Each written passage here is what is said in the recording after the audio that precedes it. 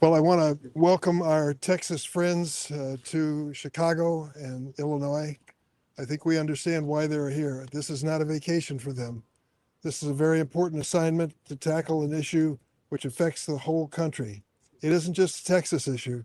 This is an American issue, an issue as to whether or not there'll be due process and fairness in our politics.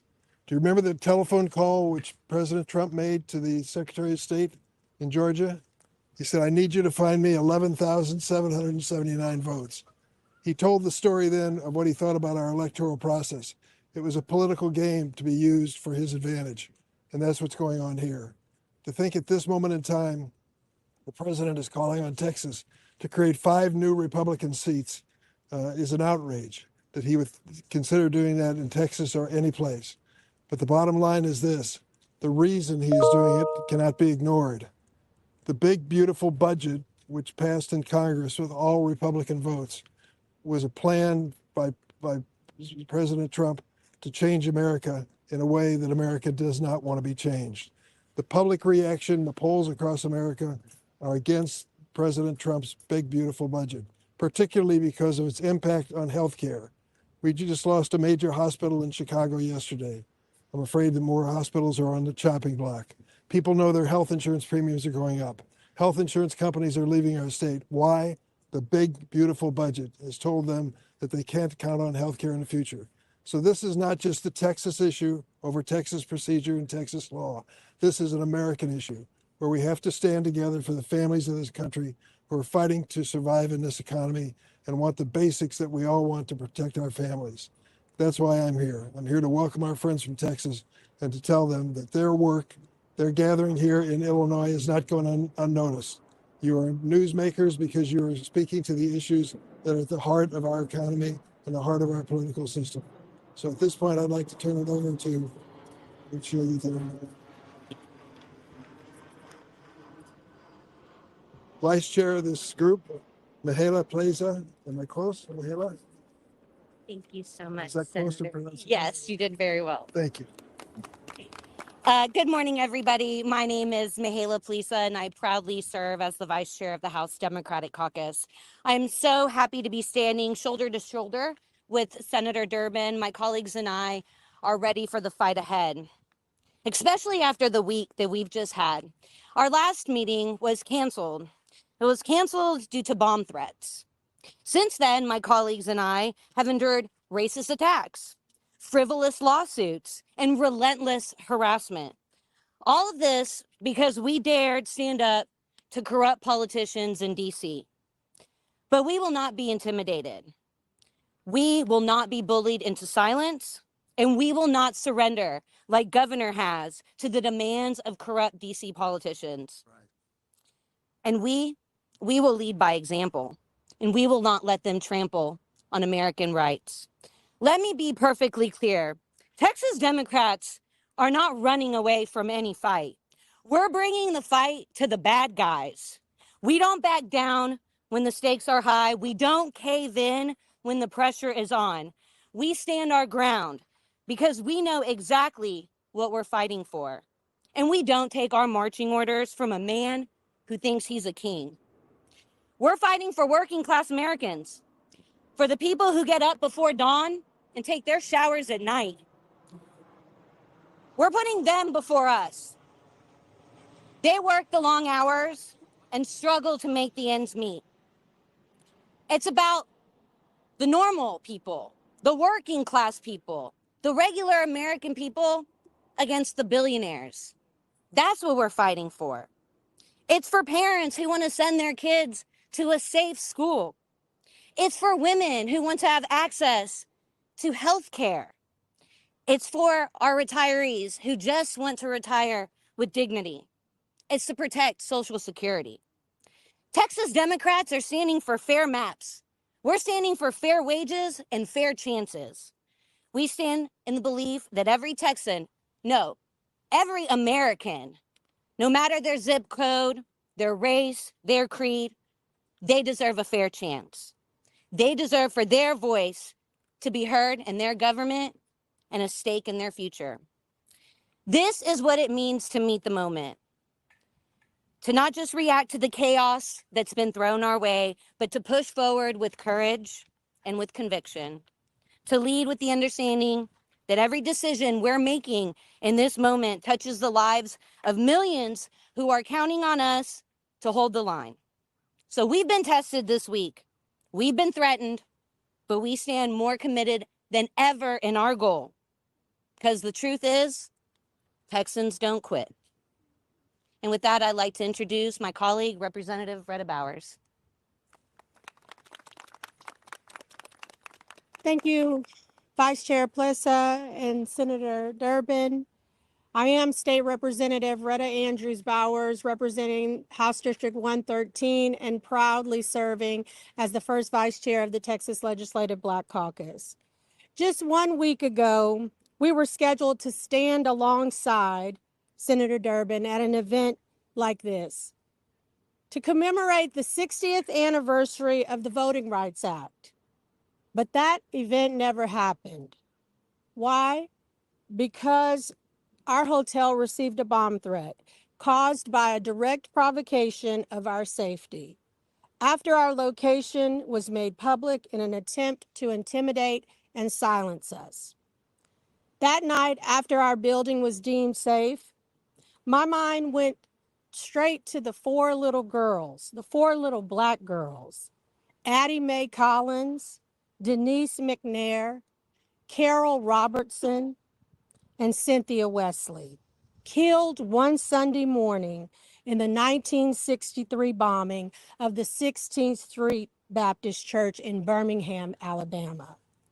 They were targeted because they were a part of a movement for justice. Their lives were stolen by the same kind of hate that fuels the threats we face today. The threats of intimidation that we face now as we fight this racist gerrymandering in Texas.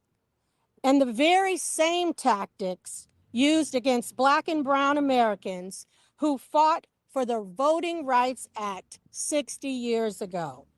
Their fight is our fight.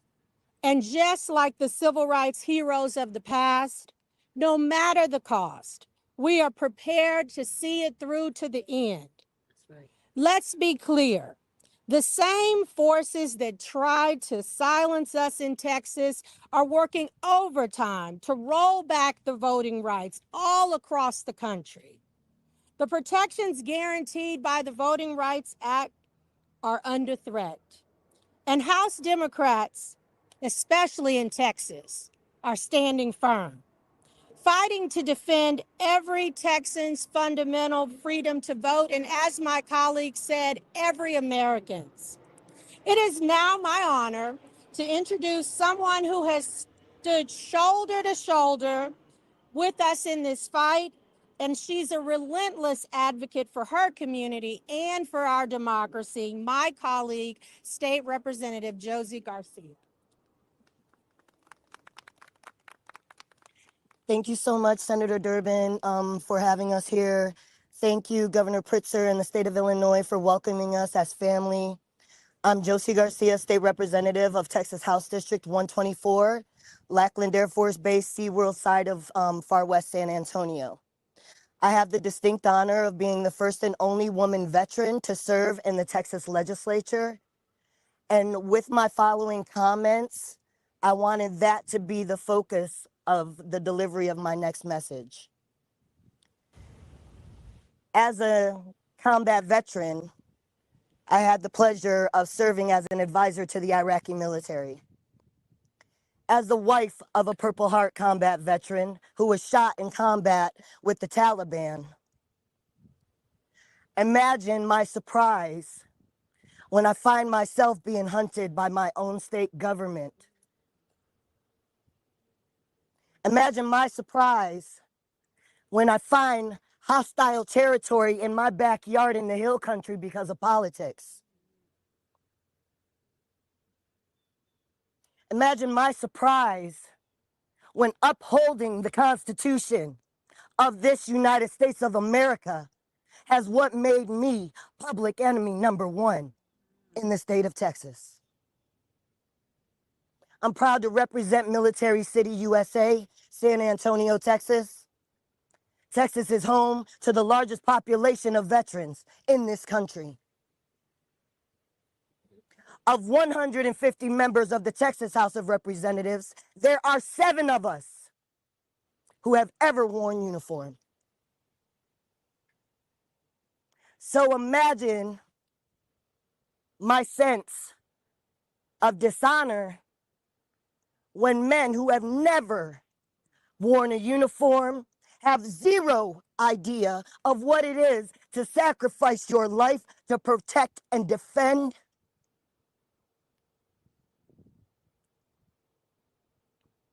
I had the utmost honor of being the commander of an elite search, rescue, recovery, and relief humanitarian operation that launched in the Hill Country after the devastating biblical floods that just occurred.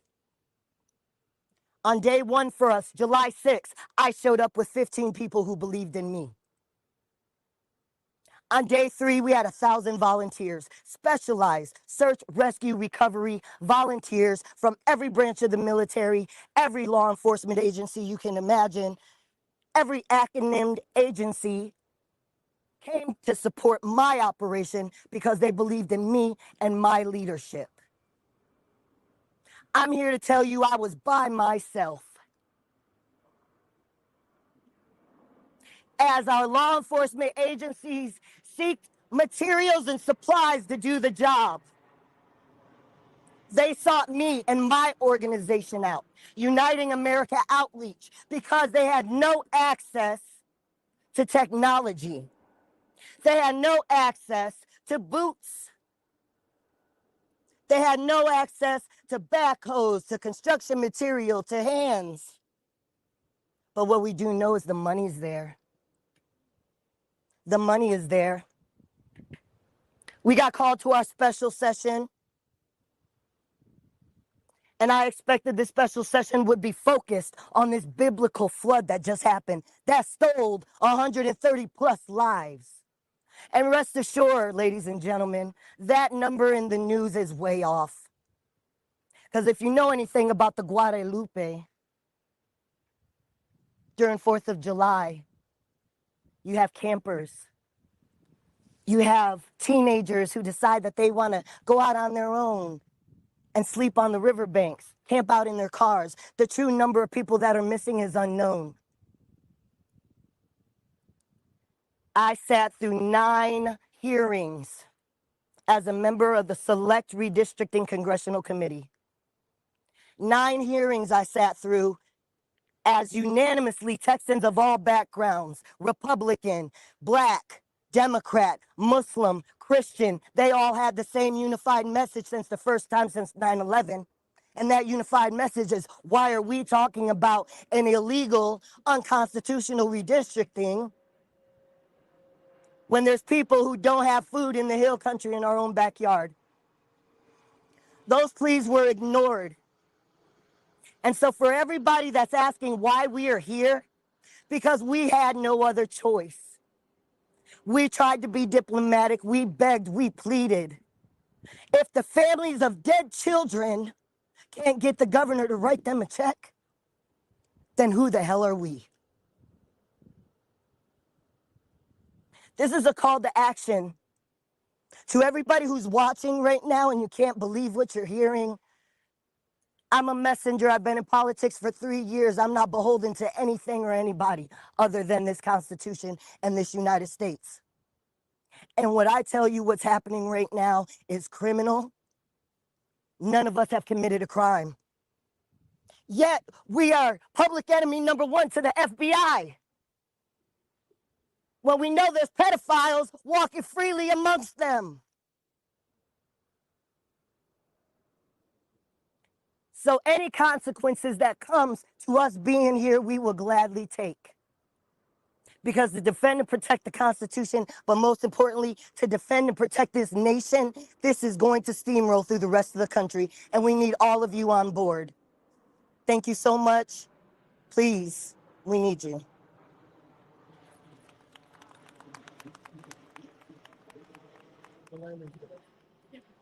Any questions? I ask one on topic first? Can you guys give us a sense of your timeline? You know, how long you've been on being here? If there's any sense of any resolution coming forward? I know it's been. So in Texas, after the 140 days regular session, the governor can call us back. He has called us back for 30 days. We intend to kill the first called special session. So August 19th is when that ends. So that's when you plan on going back? That's when negotiations open up again. That's when the session's over. That's when the special session ends. So we hope that the governor will start putting flood victims before political power grabs if he does call another special. He said he'll do special session after special session after special session. Are you able to withstand all of that financially and emotionally? You all have families at home. We're going to continue using all of our tools. I want to be clear. We have said from the beginning, our objective here is to deal with the corruption of this special session. We're hoping that the next special session does not also have to be corrupt. And that is entirely upon Governor Abbott and the Republican leadership of that state. The people of the state of Texas have been crystal clear, including Republicans. They do not support what they are doing. They do not support them rigging the system. They do not support them lying, cheating, and stealing. Even Republicans want things to be fair. They want people to follow the rules. We have laid out the case of why Governor Abbott needs to listen to the people of the state of Texas. If he does not, if he simply calls another special session to do things that are selfish, things that are for him, things for his buddies, that's up to him. We can't make him be a better leader, but we can always hope. So if he separates that bill, the flooding from the redistricting, will that prompt you to go back? We have said point blank, time after time after time, that if Governor Abbott says we will take care of the people of the state of Texas first, if he makes that commitment today, we'll be back. All we want him to do is actually listen to the people and do what they ask. That's it. About the financial piece of it, if I may, real quick, when we're talking about the financial piece of what's happening right now, keep in mind that it costs a lot of money to call a special session. But what also costs a lot of money is sending 4 unmarked officers, agents to my home, where you know I have special needs children and a husband who has PTSD, and you know I'm not in the state, but you're gonna exacerbate our resources of an already taxed law enforcement agency to go and do this performable theater of tax-funded waste. This is fraud, waste, and abuse in its purest form, and that needs to stop immediately. Can you all raise your hand if you've heard that your families are being watched by Everybody. I've already had state troopers at my home this morning. This morning Multiple days in a row. and last night. Senator, if we may ask an off-topic question, can we get your reaction to the president's decision to federalize the DC Police Department and deploy the National Guard? First, let me tell you, I am sympathetic and feel a bond to the victims of violent crime wherever they occur, in the District of Columbia, in Illinois, in Texas, and in any state. Having said that, what the president did this morning was political theater. His idea in federalizing the police force of DC ignores the reality. They are making dramatic progress in reducing violent crime in DC.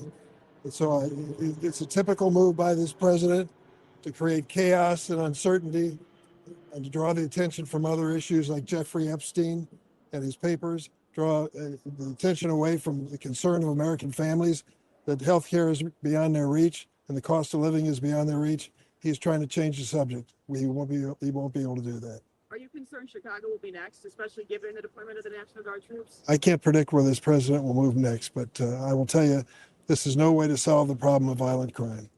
Yeah, but he's doing legal. It is legal under the Home Rule Act. For 48 hours. He can federalize the DC police force. Then it can be extended another 30 days and then it takes an act of Congress. He also vowed to end no cash bail in Chicago. Any reaction to that? He's rewriting laws in every state. He should focus on the laws he's responsible for. The big, beautiful budget, so to speak, is a bill that's devastating to the American economy, and the American people know it. He ought to address that. But can we have a discussion that what Trump is doing right now in terms of federalizing local police force, what Governor Abbott is doing using the state guard, what Ken Paxton and John Cornyn are doing, calling in the FBI. This is all together one piece. This is about the rise of authoritarianism in our country. This is about saying that we don't care what your local city wants. We don't care what your state wants. We don't care what you do that's good for your people. We're going to tell you what to do. And this is not just a blue state issue. This is going to come to red states just the same. Like Texas is a state that is violently proud of our independence, whether you're a Democrat or a Republican. And you're watching the leaders who in years past, no matter if the president was a Democrat or Republican, they say, we're going to do what we want. Thank you. Now just casually bending the knee to them without even a second thought. This is happening across our country. And if we don't stop it, this is the end. If we don't stop this authoritarianism coming across, by the time we realize that we need to fight back, it may be too late. They may have everything under control. Any other questions? Can anybody talk about the Adams County lawsuit? Is that something? What is that? I'm not working. I'm not aware. I'm not aware. That's the one, the Texas folks have gone to Adams County to say, we want these Texas Democrats, Adams County. Oh, that's the Illinois suit It's with a the. frivolous lawsuit. Yeah. No. It's frivolous. Short answer is I mean, they. No. I apologize. They have filed so many frivolous lawsuits, we have lost track of them. I mean, like, as an attorney, it's real easy to respond to things that are sensible, right? It's real easy to say, hey, somebody sued you, you just file the response. But when the stuff they file is so bizarre, so wrong, like our attorneys are like, we don't even know where to start to say every single thing that they're doing is just illegal and wrong and unconstitutional. It's like they're saying that like the American people are just too dumb to know what we're doing. We'll fool them. But like any cursory look at everything they're filed, from the stuff in California to the stuff in Illinois, even the stuff in Texas, is nonsense. And like these are adults that we elected to govern us, and they're just treating our country and our system of government like it's a joke. They're just using it to play around with, batting it back and forth like a kitten. It's insane that these people are our leaders. Last question. I asked for President Trump really also. We have any cities that are bad. Look at Chicago. Given that they've sort of made a target out of Chicago, are you concerned about essentially actions that could be taken here going forward? President Trump was hoping you would ask that question. That's why he said Chicago. He always mentions Chicago in his litany of cities. What a coincidence. They all happen to be in blue states. That's where he focuses his political attention. I am concerned about crime, as I'm certain everyone here is. Bottom line is, chaos is not the answer. This sort of a theater of the absurd politics is not the answer. Federalizing the police force of America is not the answer. We need to work on programs that do work in communities like DC and Chicago. Thanks, everybody.